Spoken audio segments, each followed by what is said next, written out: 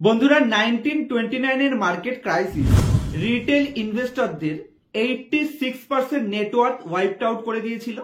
2008 এর market crisis total 8 trillion US dollar wiped out হয়ে গেছিল এবং একই সাথে .com বাবেলসে রিটেল ইন্ডিভিজুয়াল ইনভেস্ট সমেত টোটাল ইউএস মার্কেটে 5 ট্রিলিয়ন ইউএস ডলার ডিস্ট্রয় করে ছেড়েছিল। কিন্তু এই প্রত্যেকটা মার্কেট ক্রাইসিসে স্মার্ট মানি লোয়ার লেভেলে বড় ক্যাপিটালের সাথে মার্কেটে এন্ট্রি নিয়েছিল। প্রত্যেকটা বুল মার্কেট প্রুফ রয়েছে যে রিটেল ইন্ডিভিজুয়াল ইনভেস্টর প্রত্যেকবার মার্কেটের টপে ফেসেছে। সুতরাং সাকসেসফুল ইনভেস্টর হতে গেলে ফোমো এবং ইমোশনকে সাইডে রেখে স্মার্ট ডিসিশন নিতে শিখতে হবে।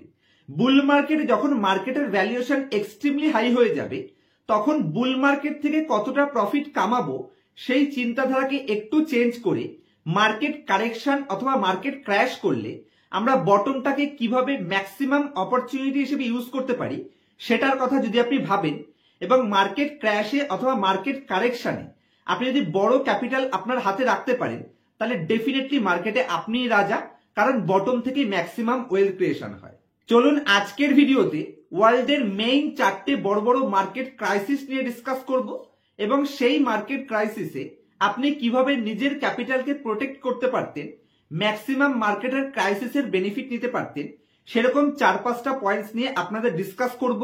সবসময় মাথায় রাখবেন স্মার্ট মানি মার্কেট যখন টপ বানায় তখন নিজেদের ক্যাপিটালকে কিভাবে ম্যাক্সিমাম প্রোটেক্ট করবে সেটার উপর ফোকাস করে এবং মার্কেট ক্রাইসিসে যখন রিটেল অথবা ইন্ডিভিজুয়াল ইনভেস্টররা প্যানিক সেলিং করে সেই প্যানিক সেলিংকে তারা কিভাবে নিজেদের ফরে ইউজ করতে পারে, কিভাবে বুল মার্কেটের টপে আপনি আপনার নিজের ক্যাপিটালকে ম্যাক্সিমাম প্রোটেক্ট করতে পারবেন, সেই সমস্ত পয়েন্টসগুলো নিয়ে আজকের ভিডিওতে ডিসকাস করব।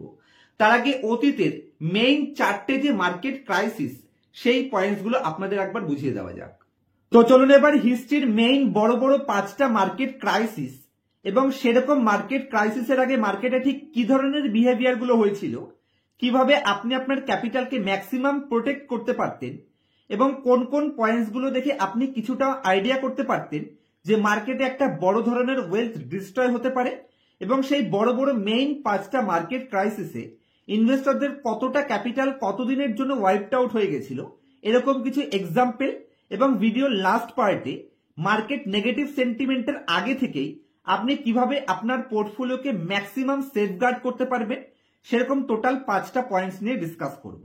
তার আগে চ্যানেলে নতুন হলে অবশ্যই চ্যানেলটি সাবস্ক্রাইব করে নেবেন এবং পুরো ভিডিওটি দেখবার পরে যদি মনে হয় এখান থেকে কিছুটা হলেও পজিটিভ নলেজ গেইন হয়েছে তাহলে অবশ্যই ভিডিওটিকে বন্ধু বান্ধব এবং ফ্যামিলি মেম্বার্সের সাথে শেয়ার করতে ভুলবেন না এবং আমাকে মোটিভেট করতে চাইলে ভিডিওটিকে অন্ততপক্ষে একটা লাইক করতে কোনো মতেই ভুলবেন না। তো চলুন ওয়ার্ল্ডের সব থেকে বড় বড় মার্কেট ক্রাইসিসের মধ্যে গ্রেট ডিপ্রেশন দিয়েই স্টার্ট করা যাক, যেখানে 1929 সেপ্টেম্বরে মার্কেট টপ বানায় এবং 1929 ঠিক 2 বছর পরে 1931 সালে মার্কেট 86% তার টপের থেকে ডাউনে চলে যায় এবং ম্যাক্সিমাম ইনভেস্টরদের 86% নেটওয়ার্থ পুরো ওয়াইপড আউট হয়ে যায়। মানে আপনার 100 টাকা যদি ইনভেস্টেড থাকতো মাত্র 1.5 বছরের মধ্যে সেই 100 টাকার ভ্যালুয়েশন চলে এসেছিল মাত্র 14 টাকাতে।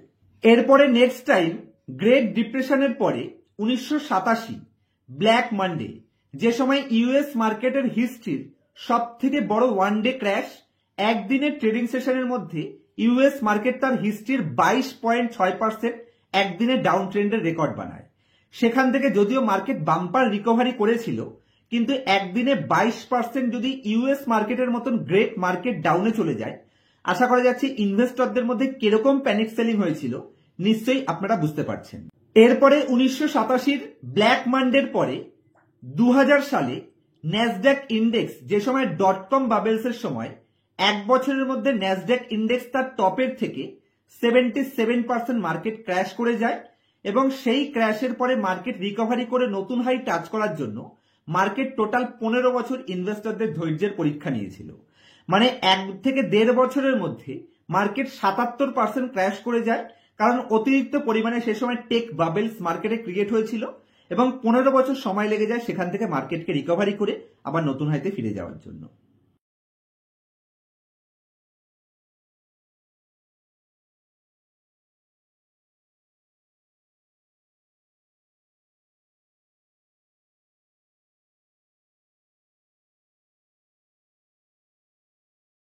এবং এরপরে নেক্সট টাইম 2008-এর সাবপ্রাইম মার্কেট ক্রাইসিস, যেখানে S&P 500 তার টপের থেকে 52% মতন ডাউনে চলে আসে এবং ইউএস ইকোনমি তথা ইউএস স্টক মার্কেটের $8 ট্রিলিয়ন এক বছরের মধ্যে ভ্যানিশ হয়ে যায়।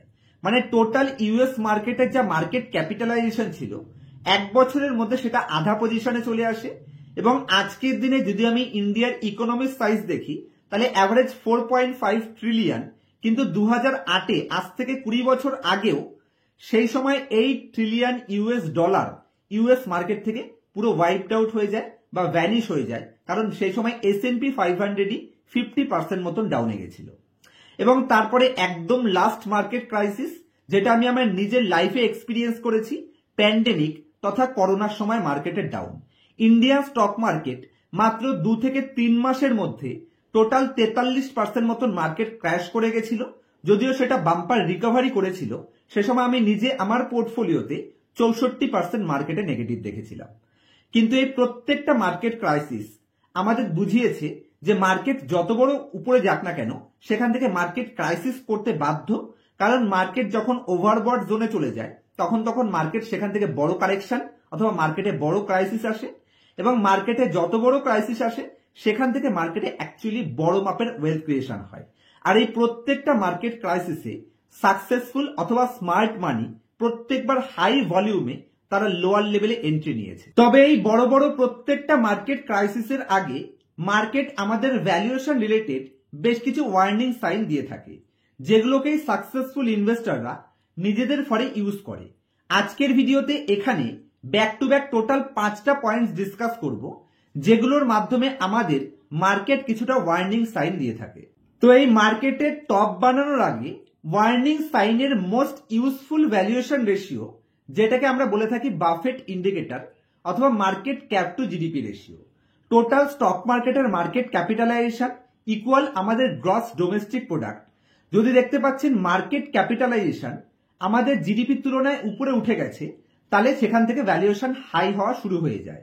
ওয়ারেন বাফেটের মতে 140 থেকে 150 যদি market cap two GDP ratio touch করে সেই সময় মার্কেটের ভ্যালুয়েশন হাই হিসেবে গণ্য করা হয়ে থাকে।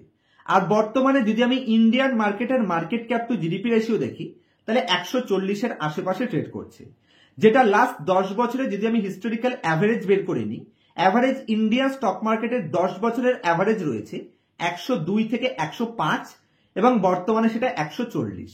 এবং লাস্ট 10 বছরে যদি আমি সব থেকে হাই কেস ধরে থাকি তাহলে সব থেকে হাই বানিয়েছিল 151 এবং 10 বছরের সব থেকে লো ছিল শুধু 58। তাহলে লাস্ট 10 বছরের সব থেকে হাই আছে 151, তার এগেনস্টে বর্তমানে আমরা 140-এ দাঁড়িয়ে আছি। সুতরাং এখান থেকে মার্কেট কোনো মতেই সস্তা ভ্যালুয়েশনের সাইন কিন্তু আমাদের দিচ্ছে না। Point number 2, next big warning sign over expectation. আর ওভার এক্সপেকটেশন আসে অতীতের লাস্ট কিছু ইয়ারে মার্কেটের কিরকম রিটার্ন প্রোভাইড করেছে সেটা দিয়ে। যেমন বর্তমানে আপনি যে কোনো স্মল ক্যাপ মিউচুয়াল ফান্ড উঠিয়ে নিন, তারা লাস্ট 5-7 বছরে অ্যাভারেজ লাস্ট 3 থেকে 5 বছরে 35% সিএজিআর রিটার্ন প্রোভাইড করেছে। আর এই লাস্ট 3 বছর অথবা 5 বছরের রিটার্নের এক্সপেকটেশনকে রিটেল ইনভেস্টর নর্মাল রিটার্ন হিসেবে ধরে থাকে। আর সেখানে ওভার এক্সপেকটেশনের কারণে প্রচুর পরিমাণে মার্কেটে ওভার এক্সেস লিকুইডিটি চলে আসে, যে কারণে মার্কেটে যদি প্রাইস ওভার হাইকিং হয়ে যায় সেই হাই প্রাইসেও রিটেল ইনভেস্টর এন্ট্রি করা শুরু করে থাকে এবং মার্কেটের ওভার এক্সপেকটেশন মার্কেটে ডিস্ট্রয় করতে হেল্প করে। এবং তার সাথে ওভার এক্সেস লিকুইডিটি, প্রচুর পরিমাণে ক্যাপিটাল মার্কেটে যখন এক্সেস হয়ে যায় তখন মার্কেট সেখান থেকে কারেকশনের একটা চান্স দেখা যায়। এবং বর্তমান মার্কেটে সেই দুটো জিনিসই দেখা যাচ্ছে, রিটেল ইনভেস্টরদের মধ্যে ওভার এক্সপেকটেশনও রয়েছে এবং ওভার এক্সেস মার্কেটে মানি ইনফ্লো, দুটোই মার্কেটের জন্য কিন্তু খুব একটা পজিটিভ সেন্টিমেন্ট প্রোভাইড করছে না। Point number 3, market euphoria, FOMO, fear of missing out. Maximum retail individual ইনভেস্টরদের যদি আপনি দেখেন তারা বর্তমানে ইউফোরিয়ার মধ্যে ভেসে যেতে চাইছে। আমি যদি 3-4টে পয়েন্টস আপনাদের আইডেন্টিফাই করে দেওয়ার চেষ্টা করি, আমি কিছু পয়েন্টস লিখে রেখেছি, যার মধ্যে যদি আপনি অ্যাক্রস কমিউনিটি দেখেন, একজন চা বিক্রেতা, ভ্যানওয়ালা, রিক্সাওয়ালা, ট্যাক্সি ড্রাইভার, সিকিউরিটি গার্ড, আপনি যাকে উঠিয়ে নেবেন প্রত্যেকে মার্কেট নিয়ে ওভার এক্সপেকটেশন রাখছে। এটা ক্লিয়ার কাট মার্কেটে যে অতিরিক্ত পরিমাণে ওভার এক্সেস লিকুইডিটি সেটা বোঝানোর চেষ্টা করছে। তো এটা মার্কেটের জন্য নেগেটিভ সেন্টিমেন্ট প্রোভাইড করে। একই সাথে আমি ভেরি রিসেন্টলি দেখলাম কোনো সিনেমা আর্টিস্ট অথবা তিনি অ্যাকচুয়ালি সিরিয়াল করে থাকে, তিনি মার্কেটে পডকাস্টে এসে আমাদের বোঝানোর চেষ্টা করছেন যে কিভাবে ইকুইটি ইনভেস্টিং করতে হয়। আর ভেরি রিসেন্টলি বেশ কিছু টেক ইউটিউবার যারা লাস্ট 5-7 বছর ধরে টেকনিক্যাল ফিল্ডে কাজ করে এসেছেন, তারাও বর্তমানে কিন্তু আমাদের ইনভেস্টিং শেখাচ্ছে। যেখানে টেকনিক্যাল গুরুজি দেখতে পাবেন, সরি টেকনিক্যাল গুরুজি না, টেকনিক্যাল কিছু একটা রয়েছে।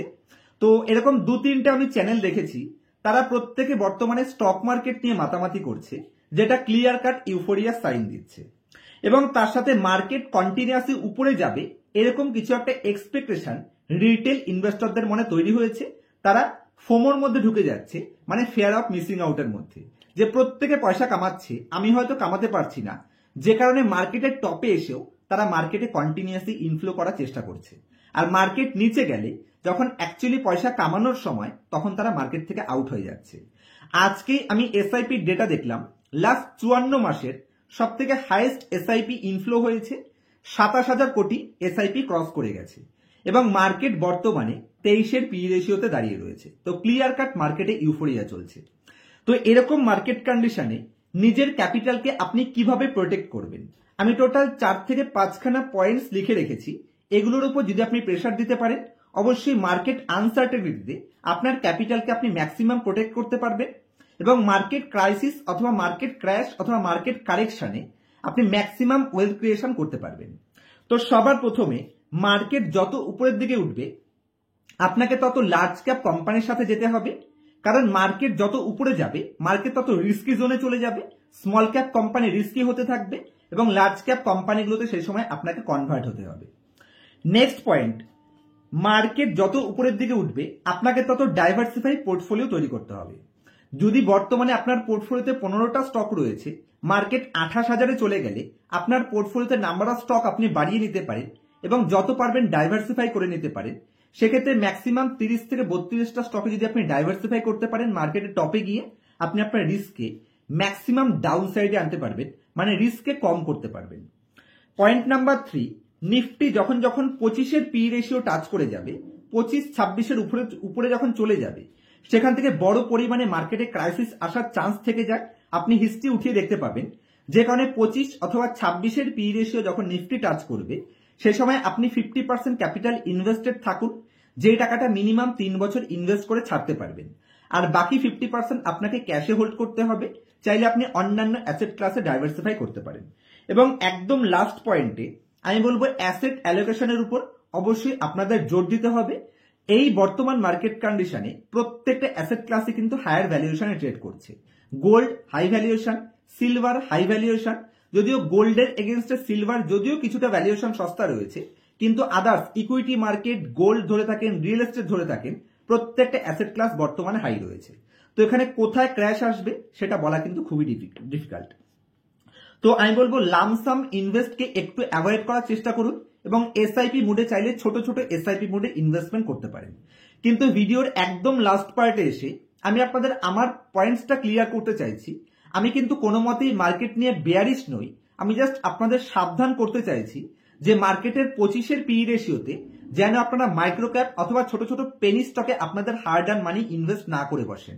মার্কেট যদি এখান থেকে 30,000-এও চলে যায়, আপনি যেন তার বেনিফিটও পান, আবার মার্কেট এখান থেকে 10-15% কারেক্ট করলে যেন সেই লোয়ার লেভেলেও আপনার কাছে ইনভেস্ট করার ক্ষমতা থাকে, সেই জন্যই এই ভিডিওটি ক্রিয়েট করছি।